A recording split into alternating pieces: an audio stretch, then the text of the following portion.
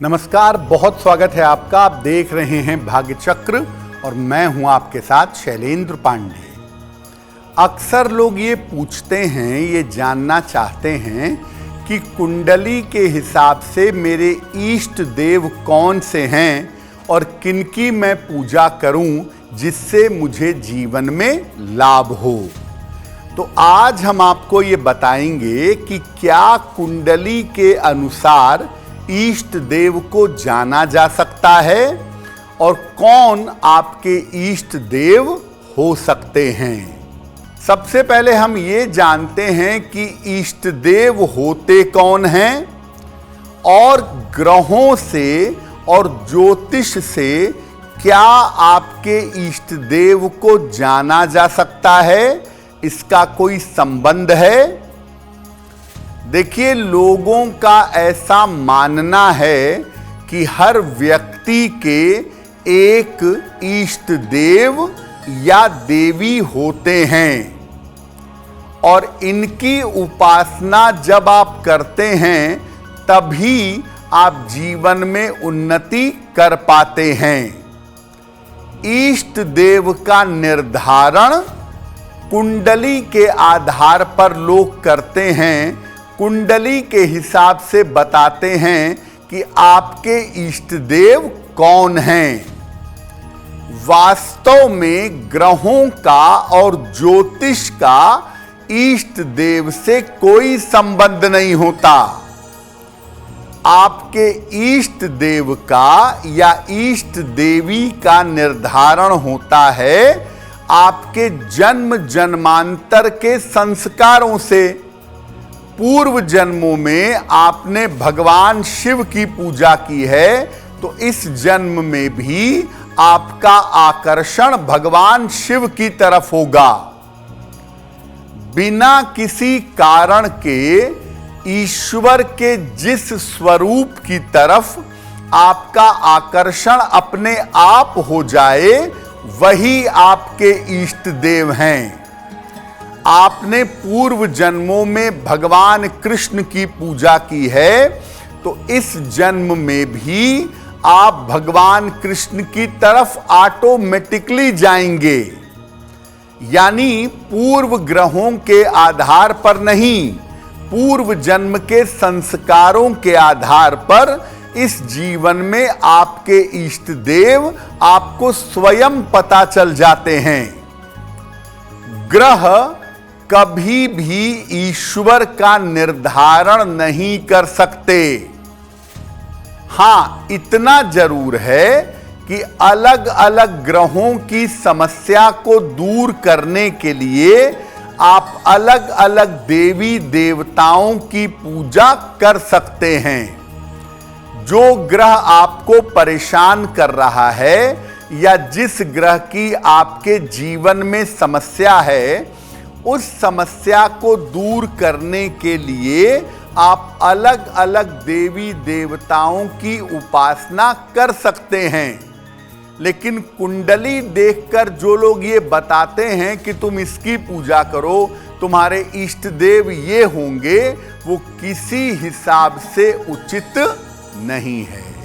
तो एक बात आपने समझ ली कि कुंडली के आधार पर आपके इष्ट देवी या इष्ट देवता का निर्धारण नहीं हो सकता। लेकिन अगर कोई ग्रह आपके जीवन में समस्या दे रहा है, अगर कोई ग्रह आपको जीवन में परेशान कर रहा है, तो उस ग्रह की समस्या को दूर करने के लिए आप अलग अलग देवी देवताओं की उपासना कर सकते हैं। आइए आपको बताते हैं कि किस ग्रह की समस्या को दूर करने के लिए किस देवी देवता की उपासना आपको करनी चाहिए। अगर सूर्य के लिए आप पूजा करना चाहते हैं, उपासना करना चाहते हैं, तो सूर्य की ही उपासना करिएगा या गायत्री मंत्र की साधना करिएगा।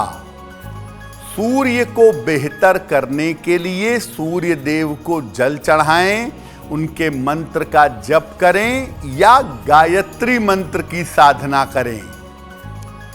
चंद्रमा को अगर बेहतर करना चाहते हैं तो भगवान शिव की उपासना करना उत्तम होगा। कहीं कहीं पर लिखा हुआ है कि माता गौरी की उपासना शिव जी के साथ करने से चंद्रमा बेहतर होता है।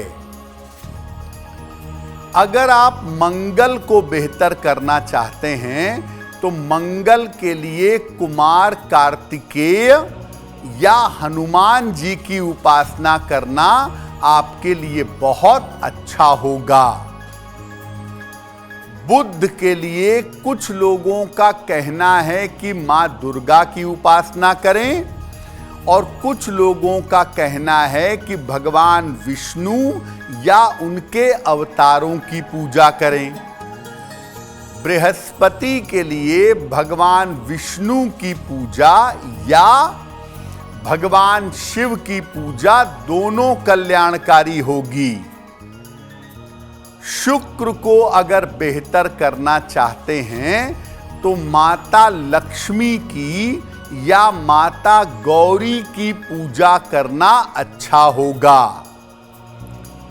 शनि को बेहतर करना चाहते हैं तो भगवान श्री कृष्ण या भगवान शिव की उपासना करना उत्तम होगा।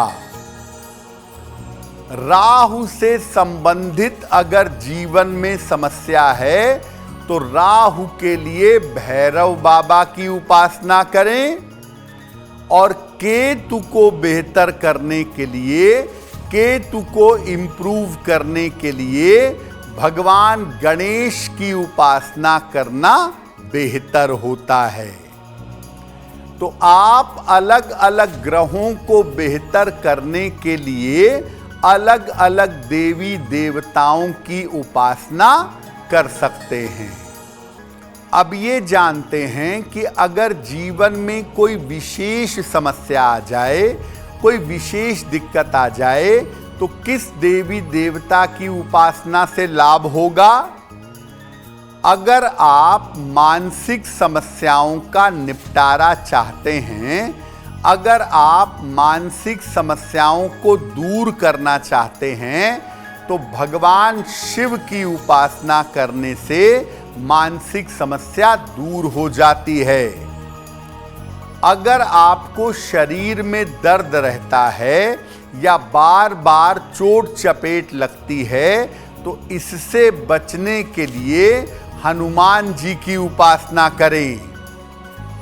जल्दी विवाह चाहते हैं और आप पुरुष हैं तो माता दुर्गा की उपासना करना बेहतर होगा। और शीघ्र विवाह के लिए जो स्त्रियां हैं, जो बालिकाएं हैं, वो भगवान शिव की उपासना करें तो कल्याण होगा। अगर आपके जीवन में हर काम में बाधा आती है, हर काम पूरा होने के पहले रुक जाता है, तो भगवान गणेश की पूजा करना बेहतर होगा। और अगर आप जीवन में धन चाहते हैं, पैसा चाहते हैं, तो माता लक्ष्मी की पूजा करना बेहतर रहेगा। मुक्ति मोक्ष के लिए या आध्यात्मिक उपलब्धि के लिए भगवान कृष्ण की या भगवान शिव की उपासना करना आपके लिए बेहतर होगा। तो आपने ये जान लिया कि अलग अलग समस्याएं अगर जीवन में हों या अलग अलग ग्रहों की अगर परेशानियां हो तो किस देवी देवता की उपासना करनी चाहिए। अब आपको बताते हैं कि किस देवी की या किस देवता की उपासना करना सबके लिए अच्छा है, सबके लिए उत्तम है। देखिए, शरीर को और मन को शुद्ध रखने के लिए और अपनी कामनाएं पूरा करने के लिए सूर्य देव की उपासना सर्वोत्तम है। हर व्यक्ति को नियमित रूप से सूर्य भगवान को जल अर्पित करना चाहिए या रोज सुबह स्नान करके उगते हुए सूर्य की रोशनी में खड़े होना चाहिए। ऐसा करने से शरीर में जो नाड़ियां हैं और शरीर में जो ग्रह स्थित हैं उन्हें पर्याप्त ऊर्जा मिलेगी और आपके जीवन की तमाम समस्याएं दूर होंगी। आपके ज्यादातर ग्रह बेहतर होने शुरू हो जाएंगे। देखिए, आप ये कभी मत समझिए कि आपकी कुंडली देख के ये कोई बता देगा कि भाई नवम भाव का स्वामी चंद्रमा है तो शिव जी की पूजा करो, या नवम भाव का स्वामी बृहस्पति है तो शिव जी की पूजा करो। देखिए, हमेशा इस बात को जानिए कि पूर्व जन्मों में जिसकी भी आपने पूजा की होगी जन्म जन्मांतरों से, आपका मन अपने आप उसमें भागेगा। बहुत सारे लोग कहते हैं ना कि मैं भगवान कृष्ण की पूजा करता हूं, बचपन से क्यों करता हूं मुझे पता नहीं है। उसका कारण यही है कि पूर्व जन्म के संस्कार उसमें शामिल होते हैं।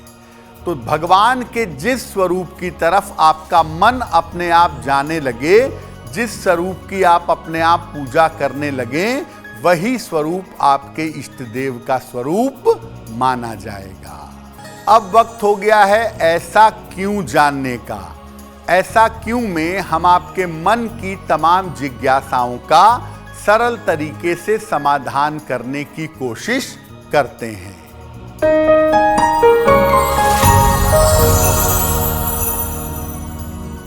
बहुत सारे लोगों का ऐसा मानना है कि बृहस्पतिवार के दिन केला नहीं खाना चाहिए।